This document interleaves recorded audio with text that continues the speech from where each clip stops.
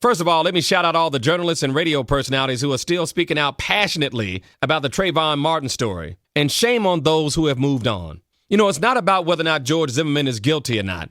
It's about whether or not we're able to get an arrest of this man. And that's what we're talking about. I mean, Trayvon Martin is dead in a grave, and George Zimmerman is up every day watching TV, eating Cheerios at home.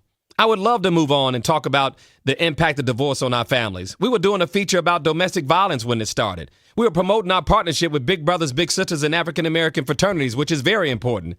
We had our daily feature on missing kids, and we had the parents on, and all that stuff has taken a backseat because of this very important case that's impacted the country and the world. And it disappoints me and angers me that we're so quick to say, what's the big deal? Let the authorities handle it. Let's move on. Enough is enough, right? And it's funny that the people who speak the loudest about why we should stop protesting are the people who are never protesting in the first place. What do you mean we should stop? Hell, we never started. You never started protesting in the first place. And let me ask you this. If it was your child, would you want me to move on? I mean, seriously, would you want me to move on if it was your child? And how can you in good conscience ask me to move on when you should know the history of African-American people in the judicial system in this country? Trayvon would have been dead, buried, and forgotten by now if me and countless others did not sound the alarm. And maybe that's the problem.